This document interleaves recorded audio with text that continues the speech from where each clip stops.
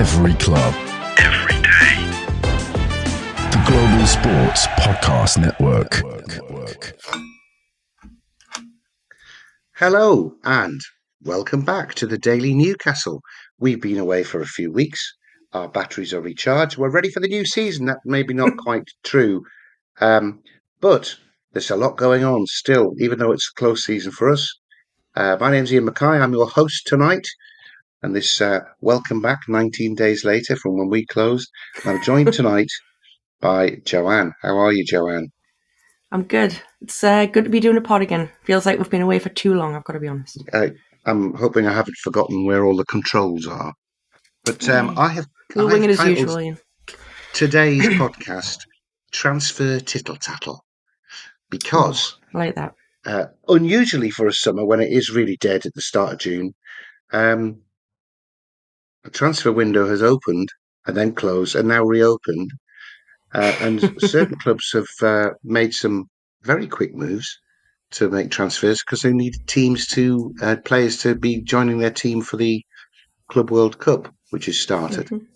A special hello and welcome, by the way, to any of the Auckland Town fans who tuned in the middle of the night to watch their team get walloped 10-0 by Bayern Munich yesterday. Oh dear. Never mind, lads. So there have been a number of really quite high-profile transfers in this first couple of weeks of June, and I'm a bit disappointed, or was a bit disappointed, that one or two of them I think were quite high up on our list of who we would have quite liked to come, but they've gone, sadly.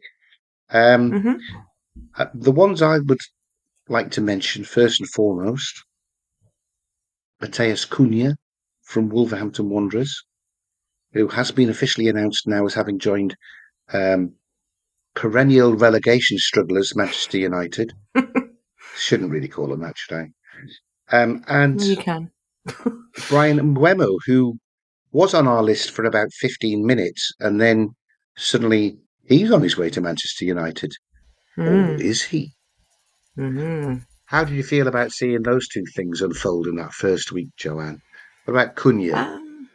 Cunha, I'll be honest, I'm not saying I didn't want Cunha. I just didn't feel like we were ever going to get Cunha or were massively in for Cunha. I don't know. I could be entirely wrong.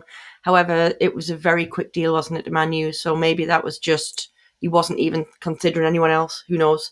But the Cunha one, as I say, it wasn't that I was very disappointed, because I honestly didn't think it was the one that was massively progressing on our side anyway, or anything like that. There was minor talks, let's say, that we'd heard of. But the Mbeumo one is probably the one that I would say got us, but only because of the fact that, I'll admit, for months and months, I've rattled on about wanting Mbeumo, and he should be the main guy. He should be the one that you should go after, throw everything at it, all this sort of stuff. However, kind of going to eat my own words to a degree, because how I feel about Mbeumo is, if he's so hell-bent on going to the likes of Man U and he's wanting money over anything, so that's all it is, let's get real. Because all jokes aside, they are shocking at the minute. And I know they could pull it around. They could get better. They can only get better in a way. Let's get real after last season. But the Mbeumo one to me would be a disappointment, because I did want him. But I've always said this year in, year out for decades now. If a player doesn't want to come to us, we don't want him. So I'm going to stick by that mantra. So Mbeumo, you can go to Man U. You can have fun there, or maybe not have fun, I'll be honest.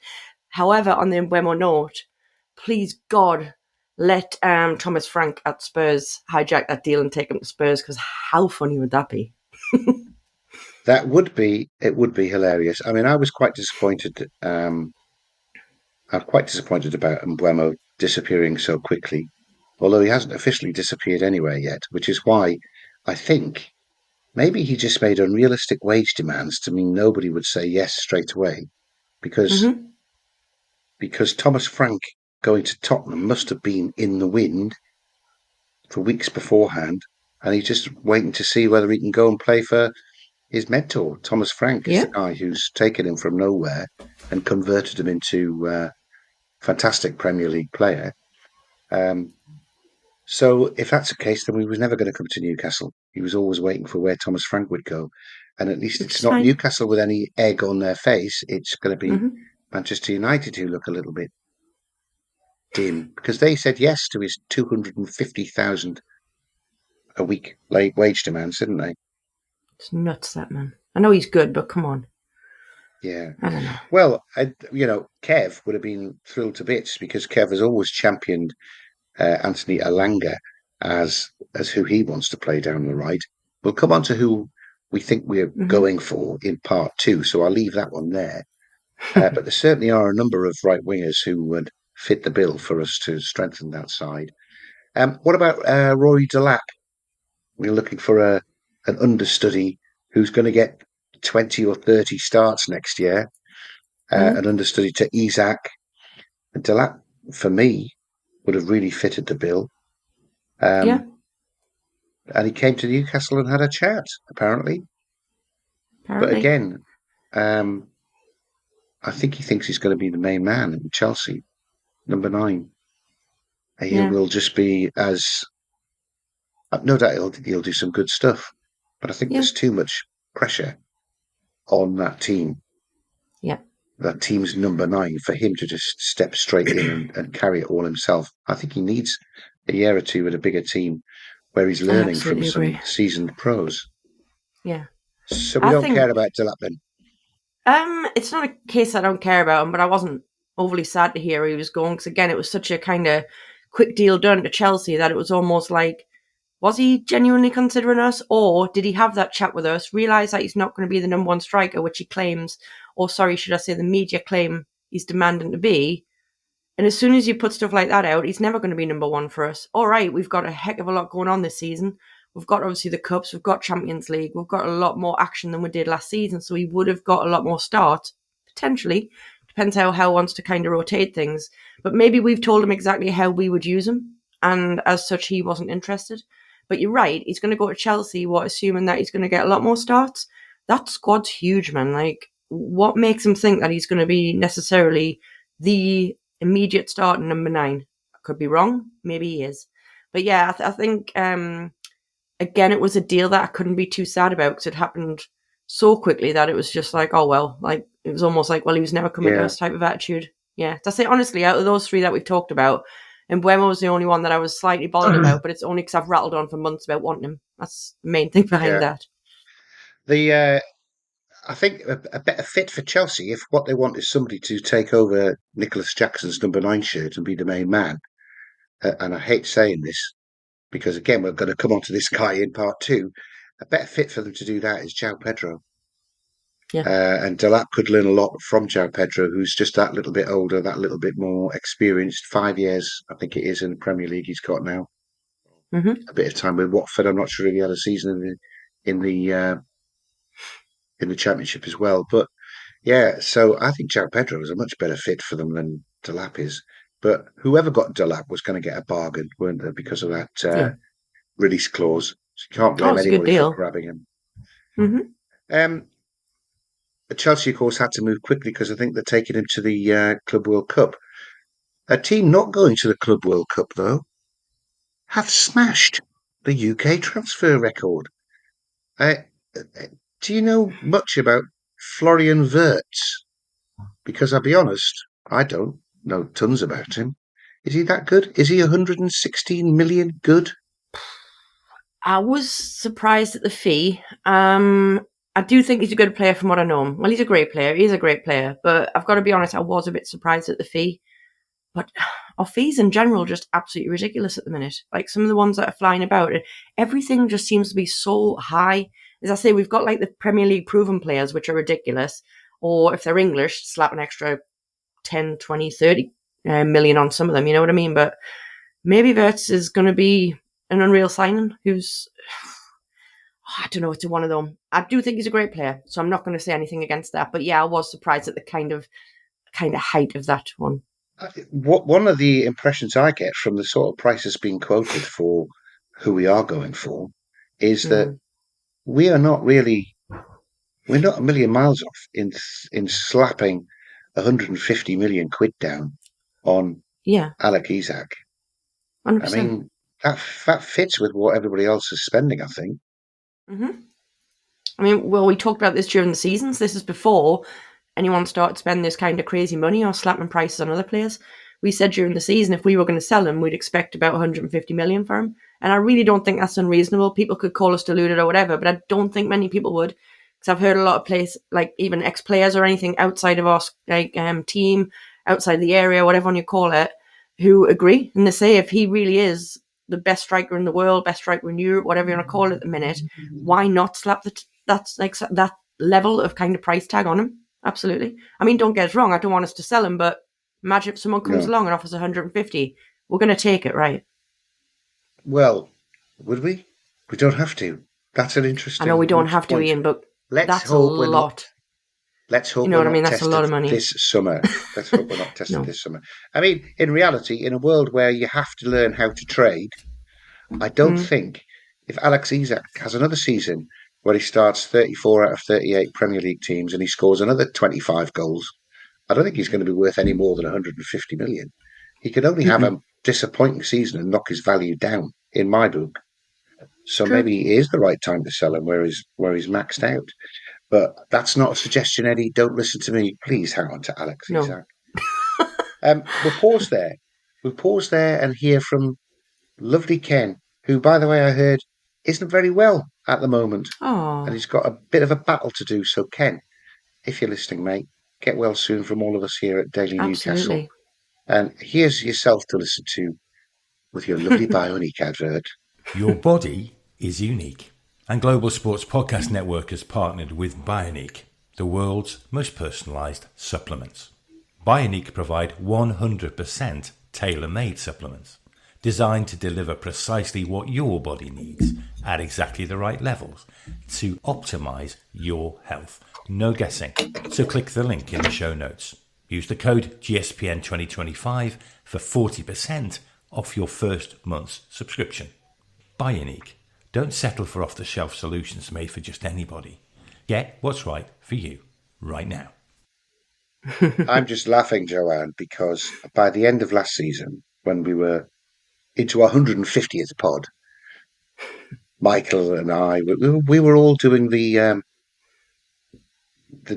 deaf person presentation for the Bioniq advert and just sitting relaxed and larking around. Whereas now, because I've had 3 weeks off, I'm really concentrating hard, not doing or saying anything naughty or silly, just to make sure that nothing goes wrong.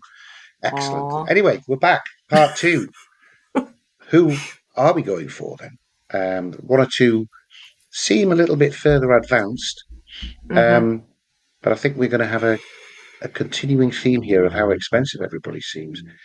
The main one, the one that was going to be done straight away, the one that was agreed last year, the one where the guy has said on the podcast that is a really good fit and he can't wait to come, effectively, is James Trafford, which I'm guessing hasn't happened because instead of 25 mil, which he would have been last summer, we're now being quoted 40 million, according to the press. And I'll be honest with you, given the season that he had last year, where he shattered the clean sheets record in the Championship, I think he only let 17 goals in or something. I'm not surprised his value's gone up, and now he's a Premiership goalkeeper again. So I don't think it should have taken anybody by too much surprise that they're looking for a lot more than 25 for him when we look this summer. But that apparently is what has stalled things. Yeah. What's your view on that? Firstly, do we need to spend 40 million on a goalkeeper when we have Nick Pope and Martin Dubravka?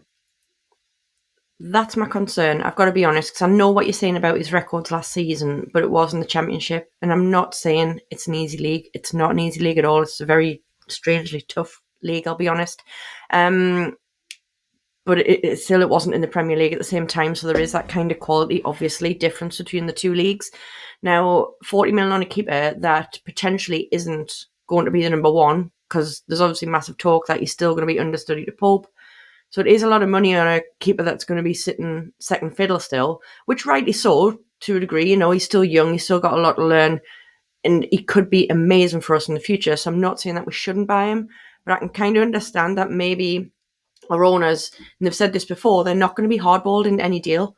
So maybe they feel like they're being hardballed into a deal that, because it's been going on for so long, agreed a year ago, all this sort of stuff, that all of a sudden now they're just going to whack another 15 million on and expect us to just go, yeah, fine, we'll give you it.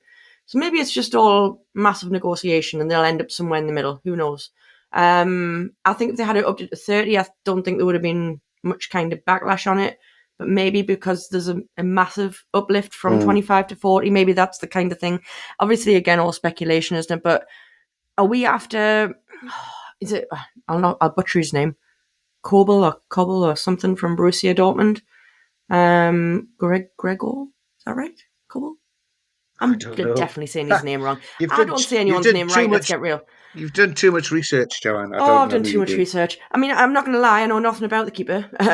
But yeah, as I say, apparently there's that we're looking at. Sorry, that keeper from Dortmund as well. So I've got no comments on him, by the way, because like I say, I know nothing about him. But maybe that's playing a factor. I certainly don't mind us casting the net a little bit wider if the only choice is Trafford at 40 million. I know he's a good goalkeeper, but look, last year we could have got Mamadashvili for 40 million. Yep. This year, he's going to be first choice for Liverpool next year. This year we could have got Kelleher from Liverpool, who was in goal for half of their Premiership winning side, for 12. I know it rises to 18, but it's still less than half what we're being quoted for Trafford. I think he's way overpriced. And I know people are talking about him being the England goalkeeper for the next 10 years. But, it's a goalkeeper, isn't it? Let's be fair. So, yeah, I think we move on from Trafford if they're not going to come down from that one. There was a lot of talk about Elanga at 40 million, and then now suddenly he's got 60 million against his name. Of course. And a lot of talk about João Pedro from Brighton, who was always at 60 million. And João Pedro seems to have nudged forward in the gossip stakes, because I think he's said he was disappointed not to join Newcastle from Watford 3 years ago. Yeah. What about those two players, Joanne? Are they the right sort of players for Newcastle, do you think? Oh, yeah, I think Howe and the team can do a lot with those two players, I'll be honest. Elanga, we've talked about wanting him in the past, and if I'm honest, I just thought it was someone that Forest wouldn't let go. So if it is someone we can get for the right price, like we've just said, I'd absolutely be interested in Elanga. He's done great things last season. Pedro, you're right, though. He has come out apparently and said, I mean, never heard it out of his actual mouth, but apparently he's came out and said that he does want the move and he would even be willing to play on the right wing, which I find very interesting considering the whole Newcastle needing new right winger thing. But then some people are saying, yeah, it's all good him saying he's happy to play out on the right wing, but he's not really a right winger at the same time. So I'm kind of torn on that one, because I've always said I love a player who's flexible and who's happy to play where the team needs him. So I used to always say that about Gordon, because I know Gordon loves the left. But I've always said if Gordon's needed on the right, maybe Gordon needs to suck it up and play on the right type of thing. So if Pedro really has come out and said this, I like that kind of attitude personally from a player. And if he really wants to join us, it goes back to what I said about Mbeumo. He doesn't want to join us, stuff him. Pedro wants to join us, brilliant. I want a player that genuinely wants to be with us. I think he's a real viable alternative with a number 9 on his back if he's carrying a groin injury for a few games, for example. And he plays down the left as well. I know we've got a lot of players that play down the left. He's flexible, though. That's what I mean. It's another flexibility across the front for us, isn't it? But it would give Howe and Tyndall maybe an opportunity to switch up different tactics, play 2 up front, even. Switch in game. I think he's a really good player. Question mark over his attitude because of some elbow that he threw. Yeah. But let's be honest. If we were looking at Joe Linton as a signing, we might have a question mark over his attitude. We would. Or a question mark over Bruno's attitude. Well, look at Anthony Gordon's attitude. I'm not going to lie, I did not like Gordon at all. I thought he had a stinking attitude at Everton. I thought he was a bit of a wind-up, well, a lot of a wind-up merchant, actually. I just didn't like him. He come across as a bit of a snidey little player, and quite frankly, when he first joined us, Eddie had to have a word with him when he had a hissy fit when he got took off that time, didn't he? So he's been sorted out. Is Pedro someone that Howe can sort out as well? You can kind of knock that out of some people, can't you, if you've got a bit of a bad attitude? So those sort of things can change in my eyes. Now, I'm hoping you can get Elanga and Pedro into the same team, because They're also talking about us needing another midfielder to replace Longstaff and Willock, apparently. And the name that's been touted is Jacob Ramsey from Aston Villa. João Pedro plays that position. Yep. Just saying. Nobody Yeah. seems to have connected that. João Pedro can play as a number 10, super skillful, great range of passing. I wouldn't mind that, I'd certainly as an upgrade on Joe Willock as an attacking midfield player. João Pedro would be fabulous. Oh, Um, fantastic. is there anything else we missed? Any other position? We haven't mentioned centre halves yet. We haven't touched on that. The only thing I would say about the Murphy thing, again, it's all media-driven stuff, but is this not... Was it... Oh, well, sorry, it was linked to the fact that even potentially Willock would have went in the opposite direction, and it was more like a fiddle on the old PSR thing. A bit like how we've got that Greek keeper who I can't say his name, because it was all just a... It is, though, isn't it? This is the problem with PSR. Yeah. So it was like Villa have got the same problems we've got. So is it more like, oh, look, we'll do a swap deal, and that'll kind of pie off a bit of that side of things, and it'll give us more money to play with on that side. So it's a bit mental that we're really looking to almost swap players. We might not be, by the way. This is just media-driven stuff, but this is where that stemmed from, I think, that Yeah, Murphy deal. I don't think we're in a hole where we need to do it. Villa might No, be. no. I mean, that's what they talk about. Villa might be. But it can always help us, I, though. I would, if we were going to go and raid Villa, I would sell Willock to either Fulham or Palace, who are quite interested, apparently. So I hear. We'll talk about that after part 3. But I'd go and raid Palace. I'd leave Jacob Ramsey on their subs bench. I'd go after Konza. England centre half Konza. He's going to cost Good a shout. fortune. Konza is underrated in the England squad. He's a fantastic player, and he can cover at fullback as well. That's who I would go after if Villa are really in a That's a hole. great shout, that one. Let's go and steal him. Right, so that's who we might go for. And one thing I will say at that point, Joanne, is they're all Premier League players. They've all got a Premier League premium on them, and yet Yep. all of Eddie's best purchases have been European players. Yeah. I'm thinking of Bruno and Tonali and Isak and Botman, who've all come out of Europe for mid fees and proven themselves to be approaching £100 million players. That's our biased view. But yeah, they've all doubled their value, haven't they, from what we paid for them? And none of those were heralded. They all came out of the blue for us, I think. So I'm kind of hoping that a lot of this talk about overpriced Premier League players that we're interested in is just a smokescreen for one or two little undiscovered European gems to suddenly turn up. Fingers crossed. We'll pause there and let's hear you give us the lovely Zencastr advert. Oh, back with a banger. Here at Global Sports Podcast Network, we spent a lot of time selecting our delivery platform. Zencastr came out the clear winner, with 4K video recording from your phone in AI editing that automatically removes all those ums and ahs. It's super easy to start a podcast, sounds great, and is delivered efficiently. If you're ready to tell your story, check out the link in the show description to learn more about Zencastr. Brilliant. Thank you for that, Joanne. And that was a bang. Not sure what you were suggesting there, but I'm going to Royal Ascot for the next 2 days. There we go. Don't lose too much, right? Right. So what are we going to talk about to finish off? I can't remember now. Oh, yes, I can. Let's say we go for those 5 positions. What we've got 70 mil for Alanga, or 60 mil for Alanga, 60 for João Pedro, for 120, 60 for Gahey, they're talking about, 40 for Trafford, and well, we're already over 220 million there. We are not going to be able to address all of the issues we think need addressing to give us a Champions League ready squad without selling some players. Yeah. So we probably looked at this at the end of the season, and I don't know if there's anything to change from it.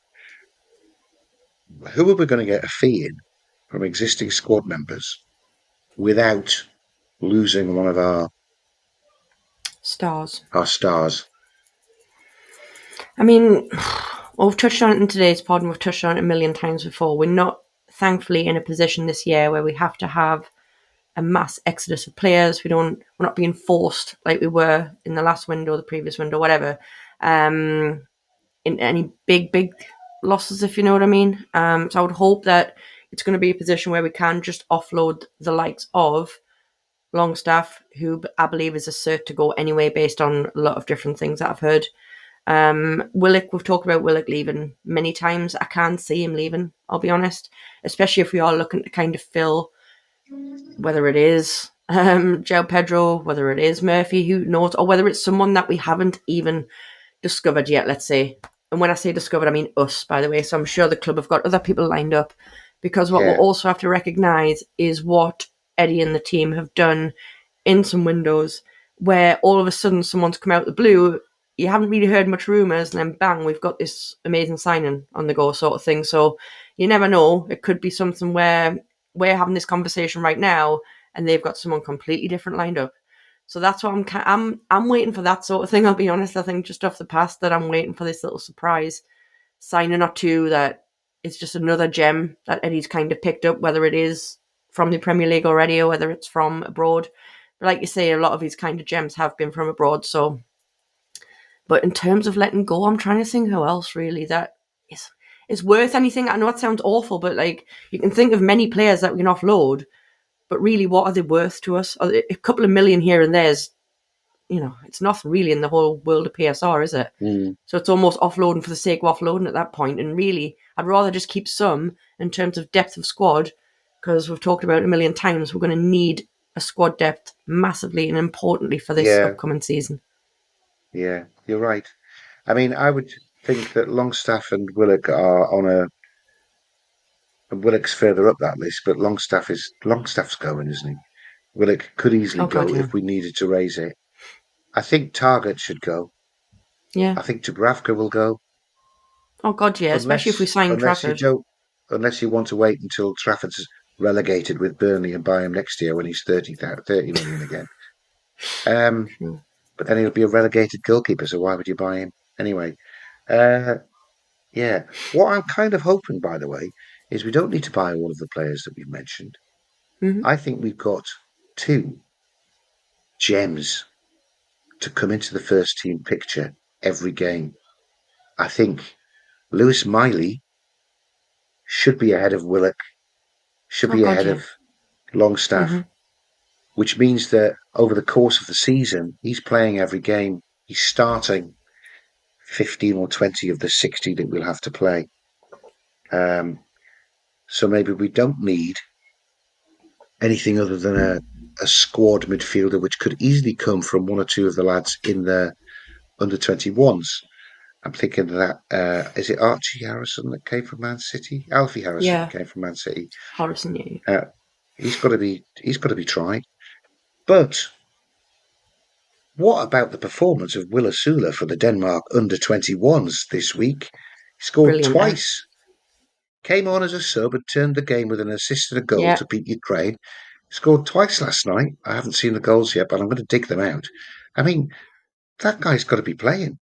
And he's not going to be playing. He's not going to be starting ahead of Isak, but he's certainly somebody who could come on after 60 minutes.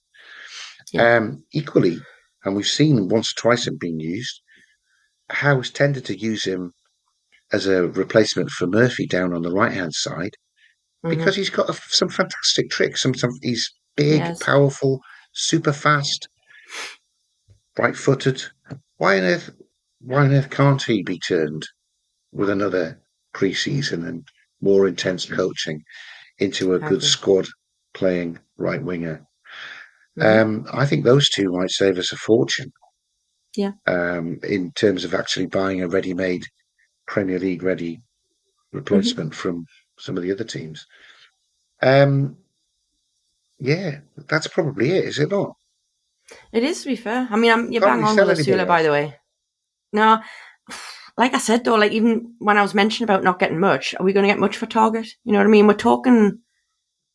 I think the benefit of pocket change when you talk about a few million, doesn't it? But you know what I mean in the grand scheme of it all. The benefit of Target is that he's got couple of years left on his contract, and he's on allegedly 100,000 a week, which is 5 million and 5 million. That adds 10 million back into the pot if Target goes. True.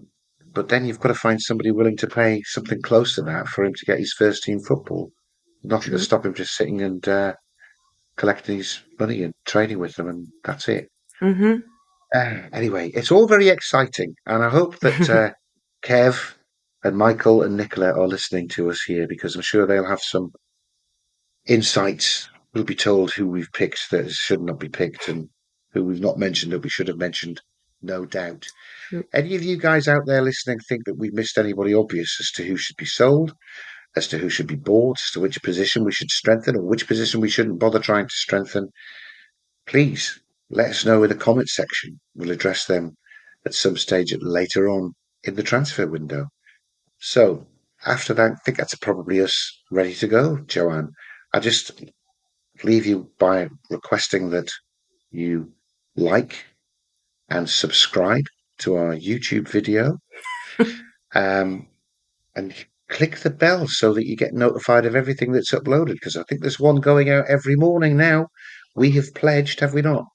Signed in blood that we will be doing a podcast every morning, because it's every club, every day. Yeah. Anyway, thank you very much for that, Joanne. That was wonderful. It's been a pleasure. And thank you all for listening. We shall see you soon. Every club, every day. The Global Sports Podcast Network.